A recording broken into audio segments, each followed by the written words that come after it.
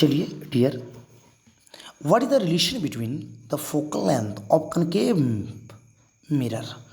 What is the relation between the focal length of a concave mirror and its radius? है ना? तो हम लोग देखते हैं क्या होगा। So F is equal to R, नहीं ये तो होगा ही नहीं, क्योंकि हमने आपको सिखाया है एफ बराबर आर बटा टू, एफ बराबर आर बटा टू।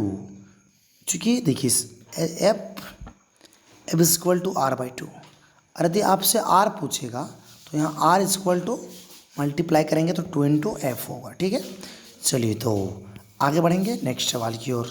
तो हम लोग सीख गए और आगे अब बढ़ने का काम करेंगे। मानव नेत्र का प्रतिबिंब किस भाग पे बनता है? मानव नेत्र का जो प्रतिबिंब है वो किस भाग पे बनता है? हम लोग तो जानते हैं रेटिना पे, लेकिन देखिए रेटिना तो लिखा हुआ है लेकिन इंग्लिश में लिखा हुआ है रेटिना, तो जानना ही है कि रेटिना को हिंदी में दृष्टि पटल भी कहते हैं। रेटिना को हिंदी में दृष्टि पटल भी कहते हैं।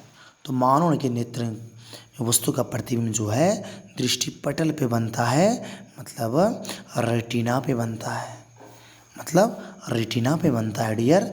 चलिए आगे सवाल समय न गवाएंगे और आगे बढ़ाएंगे सवाल, आगे की ओर बढ़ेंगे। CaOCl2, what is the popular name of CaOCl2? What is the popular name of CaOCl2 compound? कहने का मतलब क्या डियर कि CaOCl2 का यौगिक का प्रचलित नाम क्या है? सोचिए, क्या वॉशिंग सोडा है? नहीं। एक नंबर है क्या? नहीं, इसको काट देंगे। क्या बेकिंग सोडा है? नहीं। क्या चूना लैम? नहीं। फिर क्या होगा? फिर क्या होगा?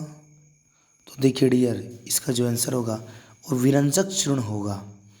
विरंजक चूर्ण, इसको ब्लीचिंग पाउडर भी बोलते हैं। Bleaching powder CaOCl2 calcium oxychloride. Next सवाल की ओर आगे बढ़ेंगे।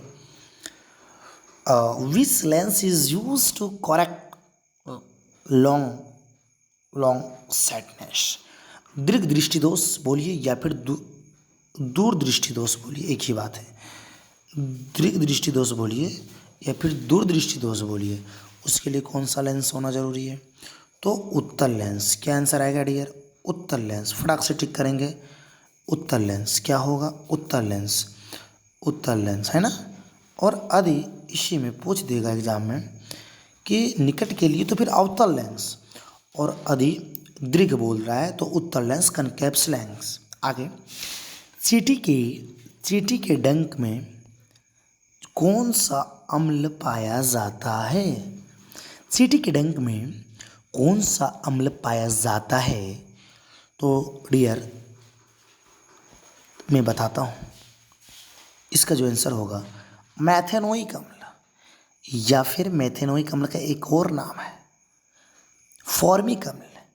कौन सा अम्ल डियर? फॉर्मिक अम्ल। आगे बढ़ेंगे।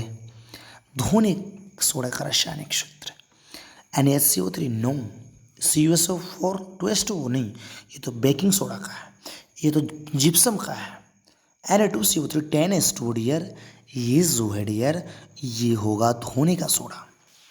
Sodium carbonate decahydrate, sodium carbonate decahydrate. आगे की ओर बढ़ेंगे डियर, समय नहीं गवाएंगे और आगे की ओर अग्रसर होंगे हम लोग। चलिए तो नेक्स्ट सवाल, आगे की ओर बढ़ने का काम किया जाएगा डियर। चलिए बढ़ेंगे एकदम ध्यान में रखकर। नेक्स्ट क्वेश्चन, चलिए स्टार्ट होगा सवाल कि निम्न में से कौन सा हार्मोन पादप हार्मोन में पाया जाता है? Which of the following hormones is found in plants? देखिए डियर, इंसुलिन हार्मोन ये तो पादप हार्मोन है ही नहीं। इंसुलिन हार्मोन पादप हार्मोन नहीं है। टेस्टोस्टेरोन भी नहीं है, एस्ट्रोजन भी नहीं है। तो फिर रियल आंसर क्या होगा डियर? रियल आंसर क्या होगा? तो ये जो है साइटोकाइनिन, यह एक पादप हार्मोन है। यह एक पादप हार्मोन है।